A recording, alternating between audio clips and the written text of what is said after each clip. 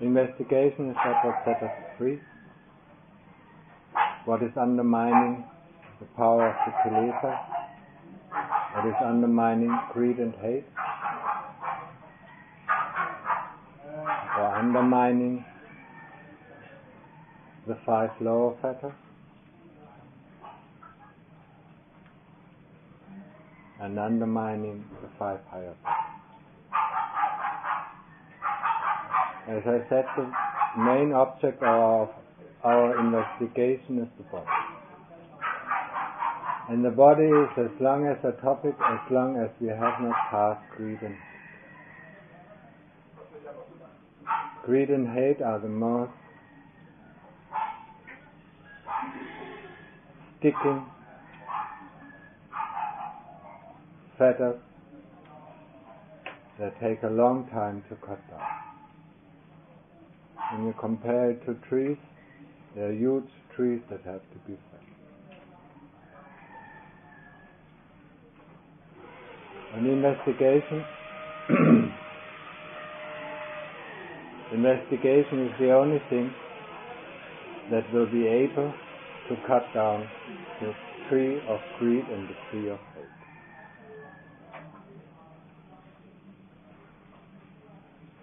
And where is the tree of greed and where is the tree of hate rooted into? It's rooted into this body. So the only way of cutting these trees down is to investigate our body.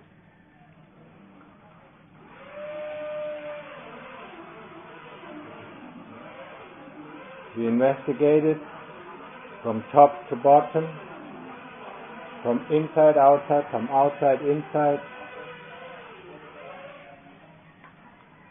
and from bottom to top, from coarse to fine, from fine to coarse.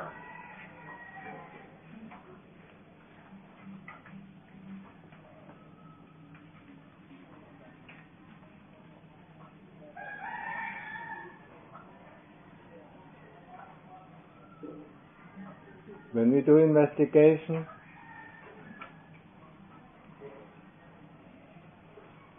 we can do 3 kinds of investigation.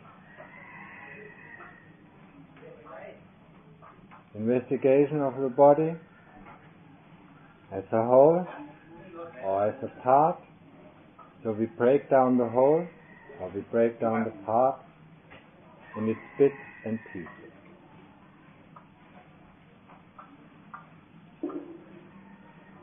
When we look at the object, when we look at the body, then we break it down into the hair or the skin, the teeth, the nails.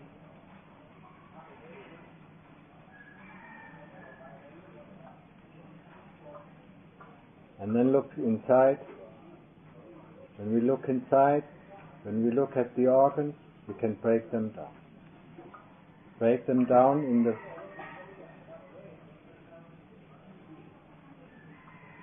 elements, or split them up, open them up.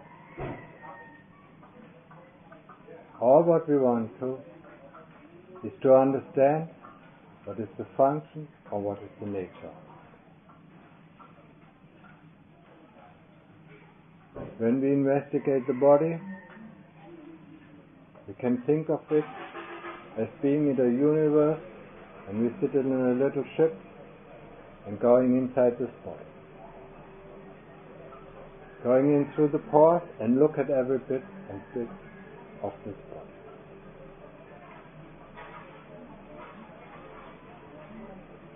The ship is the size of an atom or a molecule, and then we travel.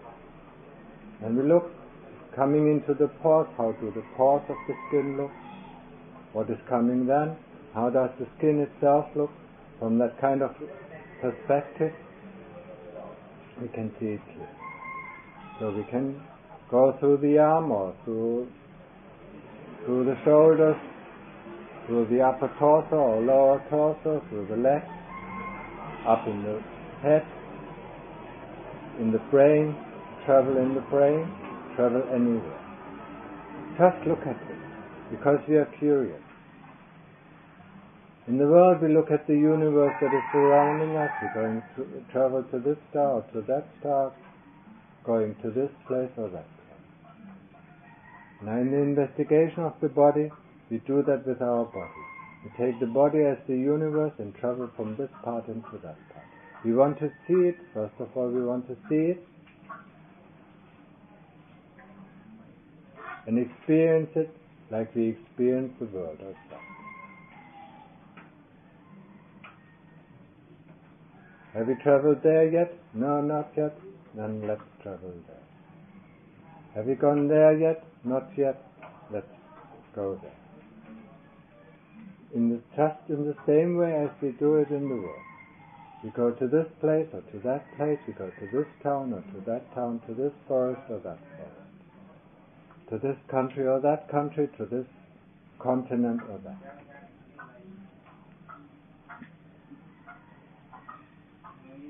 So we can do that the same way with our body. Just go there.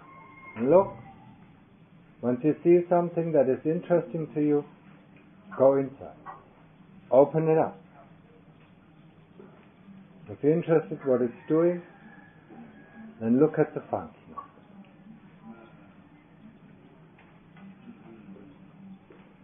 We go to the stomach, and we can see how the food is digested there. And we can see, when we go to the dye or to the liver, then we can see the function of the dye or the liver. We can see it as a whole, or we can break it down in its parts. Break it down into the cells, or break it down into the 4 elements. Cut it open and see what it really is. See what the nature of it is.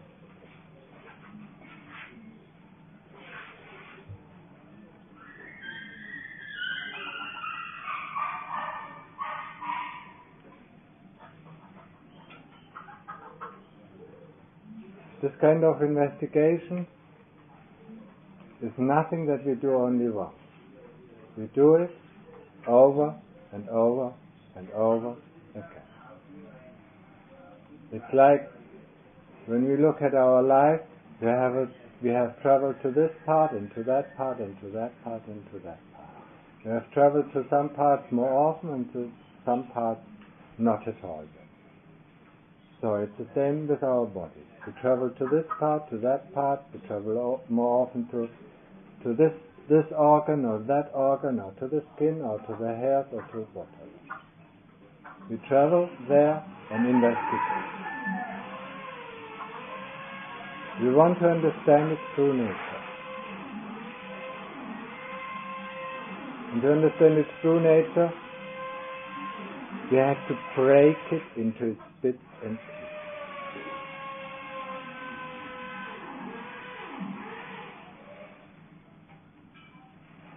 We open it up, or we slice it up, whatever you're interested in doing. We can let it rot away, we can burn it away,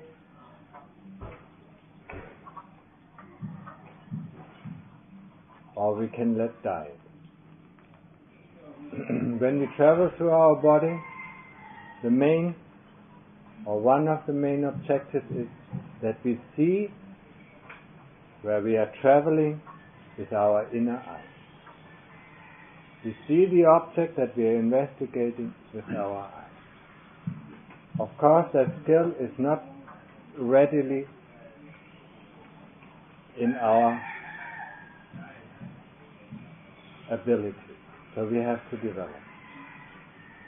We have to develop the skill to see where we are traveling. So when we close our eyes, we open our inner eyes and travel. And open the inner eyes so we will see where we are going to travel. And we see it clearly. We try to learn the skill to see this inner body very clearly. It can be the inner body or it can be the outer body.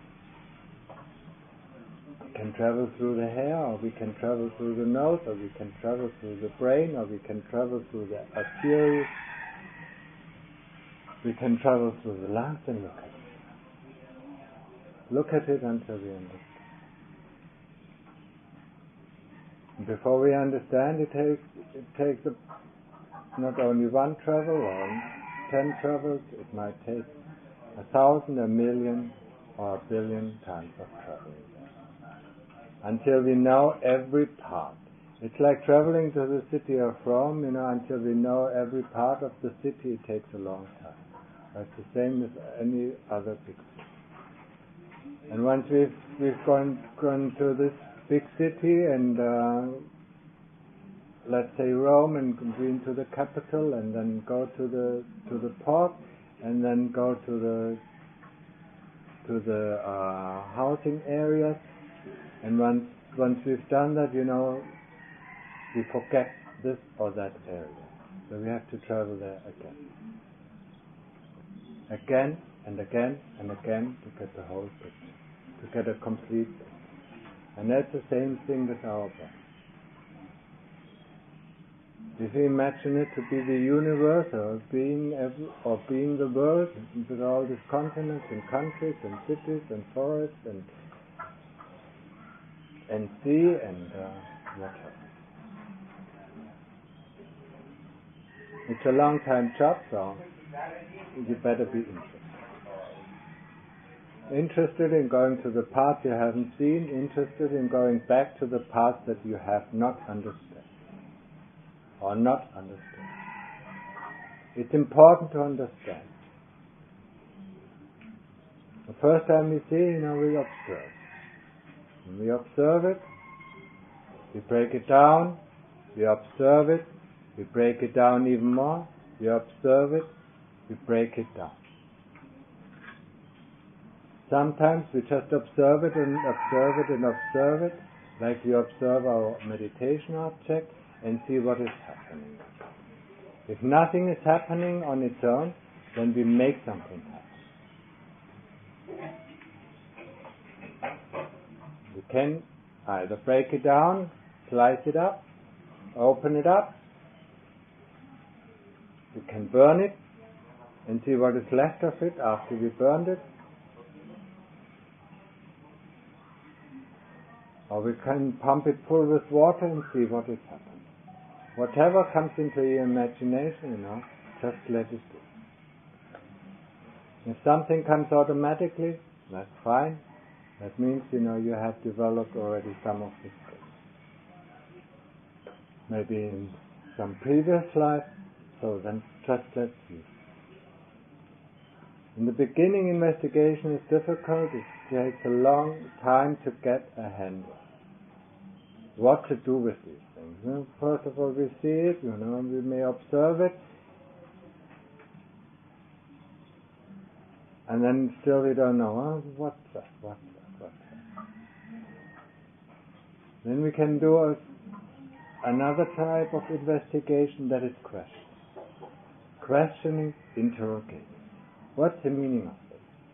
What's the purpose of it? What does it do?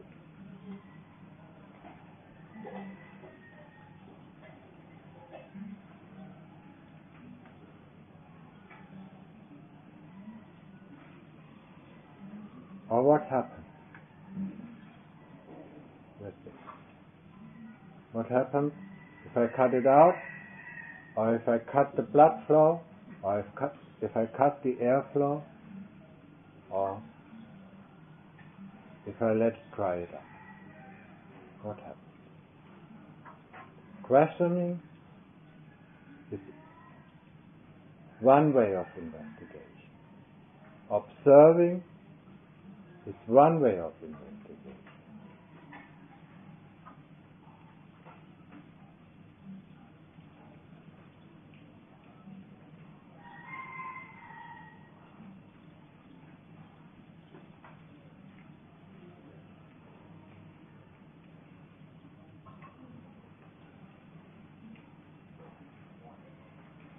Breaking it down is another way of investigation.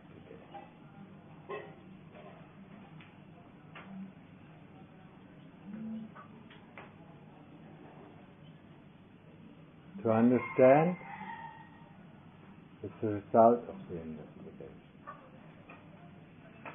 To understand or to see, understanding and seeing in the sense of insight, seeing in the true nature, seeing inside. Our normal understanding is seeing outside. Now insight is seeing inside, seeing into the true nature of things.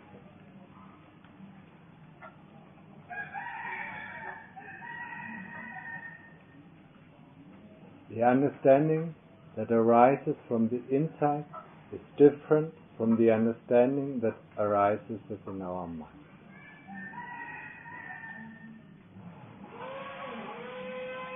If you observe, for instance, if you observe something for one time, an understanding arises. An understanding of the mind arises. You observe it for a second time, the understanding of the mind is confirmed, and after the third time, you think you have sussed it out, you have understood it completely, and you let go. But this is the understanding, our usual understanding, that we have trained in our will.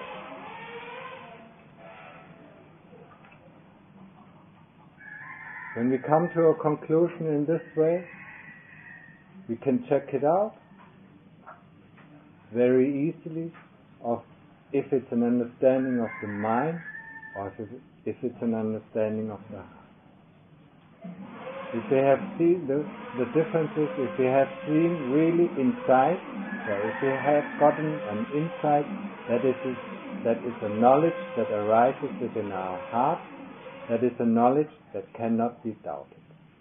When we have understood one thing, by observing it 3 times or 10 times, or the more often we observe it, the more fixed our conclusion is, or the more solid, or the more based our conclusion is.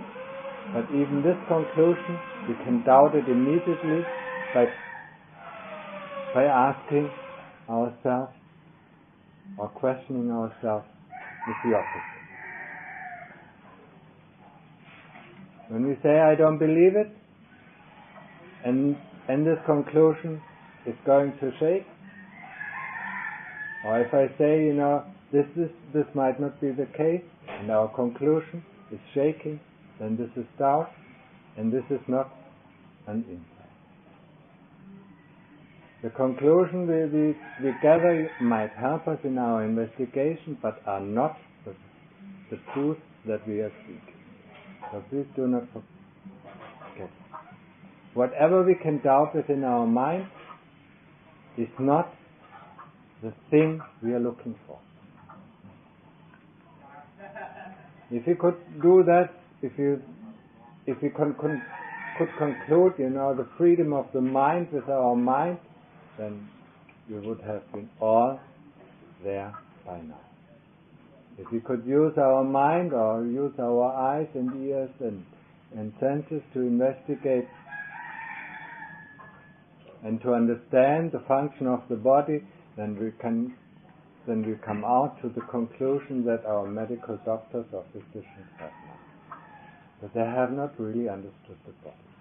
They have understood the function of the body, and they think it's an amazing thing, and that's where they are. But this amazing thing that can be manipulated, that can be repaired, or that is going to die, they haven't really understood the true nature. The true nature of this body can only be understood with insight. Insight is another term for wisdom. Wisdom arises by the continuous effort of breaking down, of questioning, of observing this very thing. Observing, questioning, breaking down, observing, breaking down, questioning the very same object until the knowledge within our heart arises. Once the knowledge within our heart arises, then that's the end of our investigation. We have understood.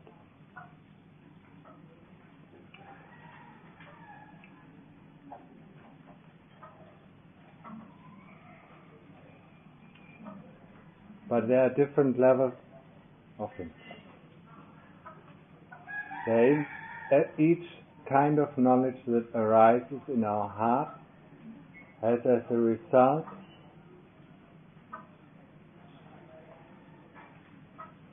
if we compare it to cutting down a tree, then the cut we did with the axe has the result of going into the wood.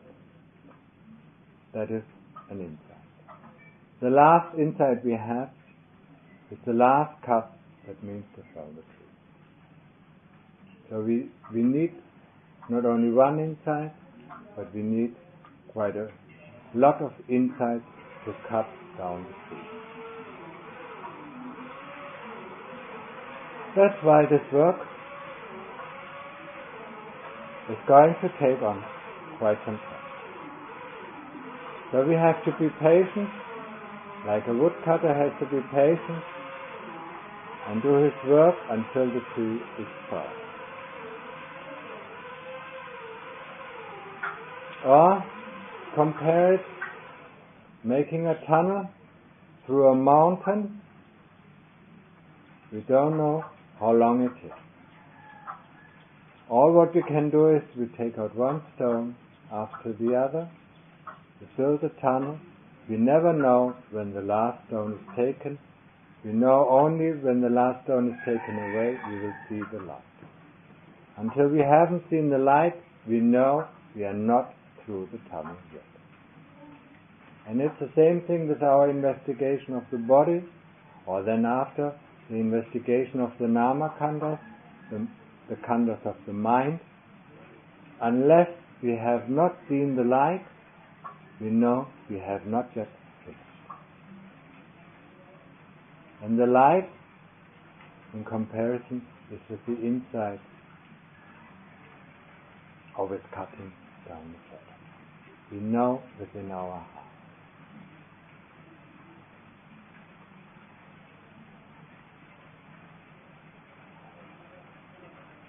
For investigation, the investigation of the body, and of course, because with the body there comes Vedana, the bodily feeling, the investigation of the body and investigation of the bodily feeling. If we do that, if we continue to do that, that will lead us onto the ladder of stream entry, of one's returner, until to the anagami, to the stage of the anagami. When we are at the stage of the anagami, when we have gone beyond greed and hate, then we have to investigate the Nama khandhas. The Nama khandhas are the mind feelings, are memory and association, are thinking, ideas and concepts, and consciousness. Consciousness is nothing else than the acknowledgement that something has come in our senses. A contact has taken place within our senses. That's contact. Nothing. Whatever it is, it's the work of Sanya. That it tells us when we hear that kind of noise that is going on right now, it's rain. When we hear some cry, and then we call it a chicken or it's a cock, this is the work of Sanya, of association and of memory. Both work together. If we don't have it stored within our memory, we will not know what it is.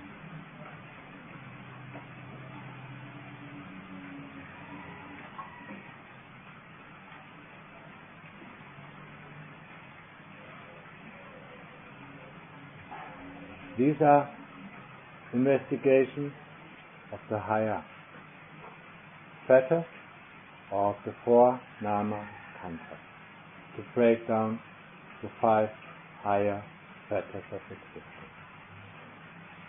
The body is so important because the body, if we do not fully understand what the body means and what the body is, we will not get out of the cycle of rebirth. Once we fully understood it, we are not born again. And that is the stage of anatta.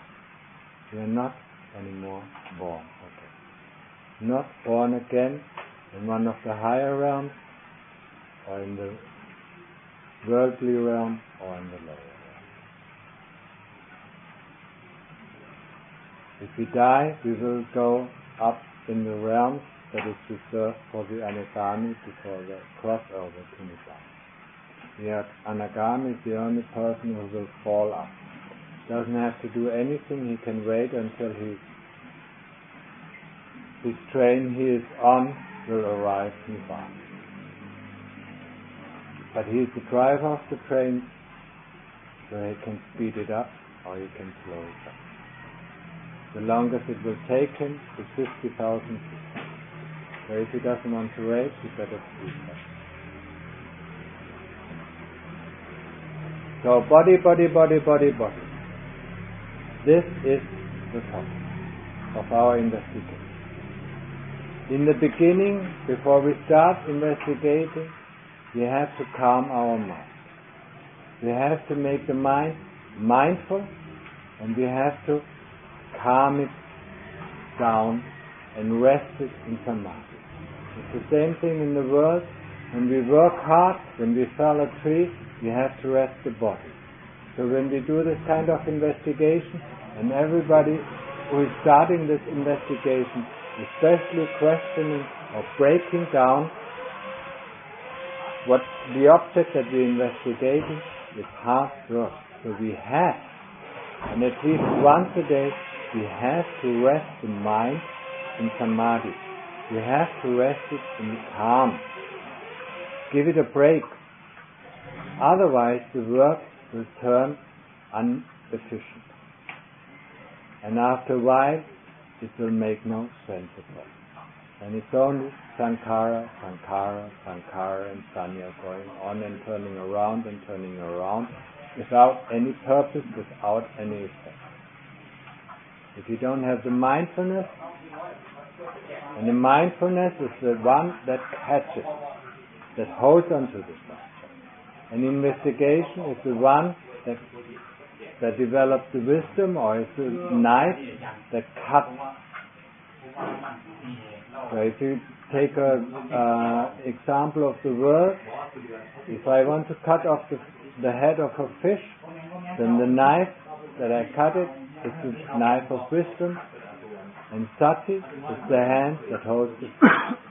If sati is not strong enough, it cannot hold the fish. The fish will go away. If you don't hold it, or if you don't grab it strong enough, the fish that is still alive will just wiggle out. And that's why we need to develop mindfulness. That's why it's so important to develop mindfulness, to hold that object that we investigate steadily, to hold it firmly. If our mind goes on to another object and starts investigating this other object, there's no use of it. And then it jumps to the next object, then it jumps to the next object, and we neither understand any of the objects our mind has jumped. That's why sati is important. Samadhi is making a break, taking the mind through it. Sharpening, compared and sharpening the mind. Sharpening the knife. If you have a blunt knife, even if you hold the fish, very, very strong, it takes you, or you will not succeed in cutting off the head. So sati, panya, that means mindfulness and wisdom, and samadhi, to take a rest. This is the thing that we need on the path of investigation.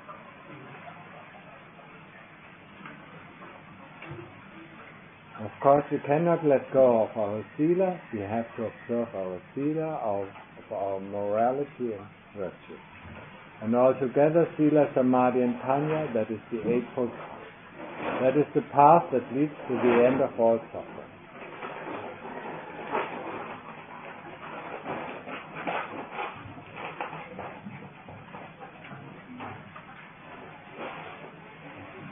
So I rounded it all up from the detail going back to the past. Investigation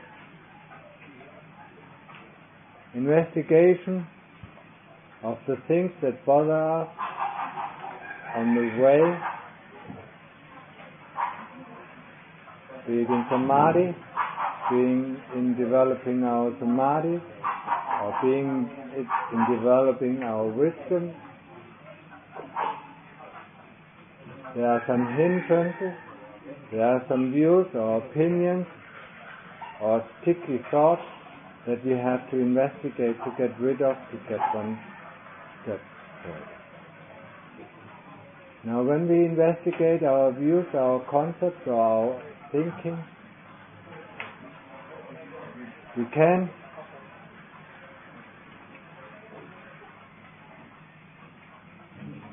look it out, or we can see it as writing this thought on the blackboard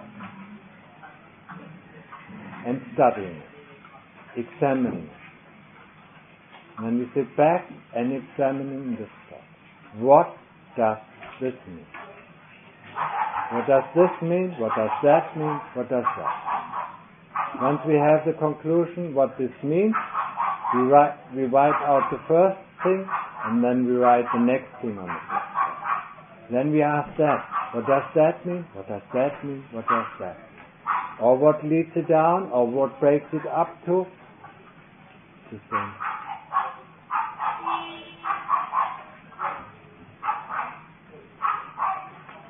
The skill of investigation is not developed easily. It's not ready at our hand. So it's something that we have to develop. When I came here, I remember investigation of the body everybody talked about, but I just didn't know how to do it. It took me trying out this, trying out that, trying out this again or that again, or trying this method or trying that method. It took me about 9 months to get a hand on how to investigate properly. So now when I say these things, they are coming out from my own investigation. They are just means, they are just examples, that are just hints that you can take for yourself to get a handle, maybe more easily, a hand on the difficult subject of investigation.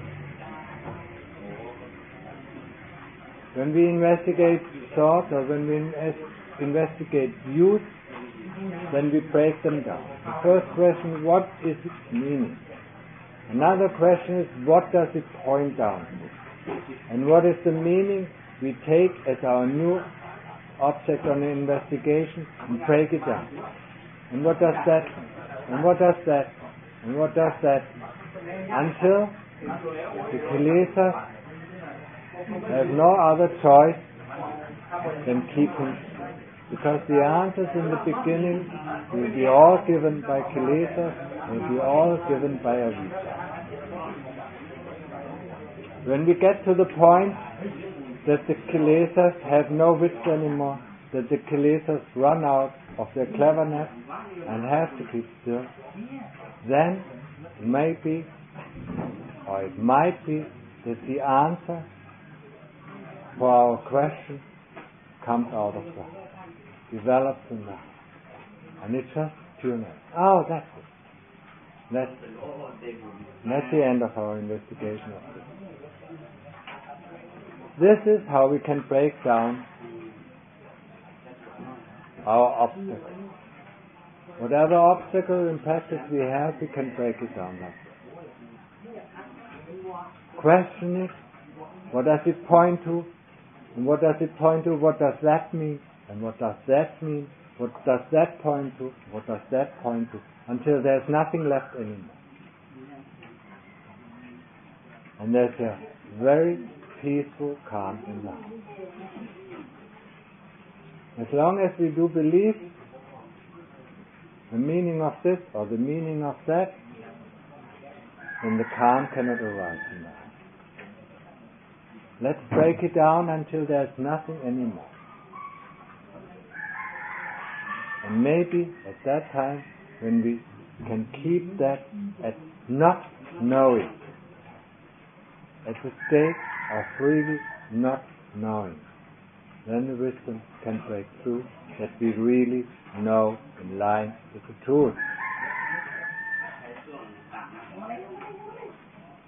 When we look at avijja, or one aspect of avijja, and that is the enemy, we deal with it, then this is knowingness.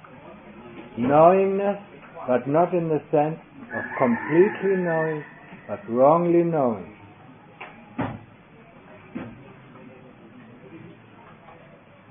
So all our knowledge is coming from avijja. All what we know, all what we think, all what we assume is coming from avijja. When we are able to stay in the state of unknowing, it might be it opens the door to the true knowledge, to wisdom, to the truth.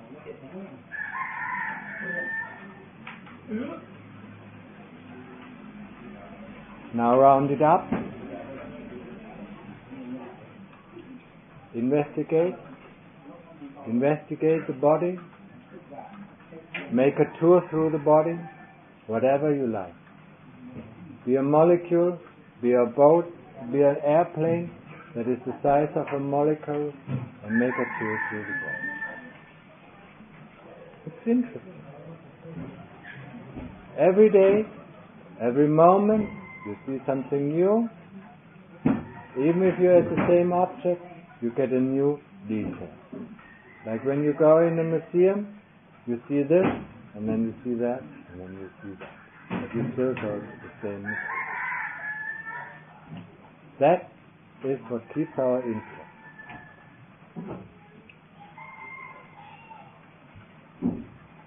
This is the work of a samana. This is the work of a recluse. This is the work that will lead us to the end of all time.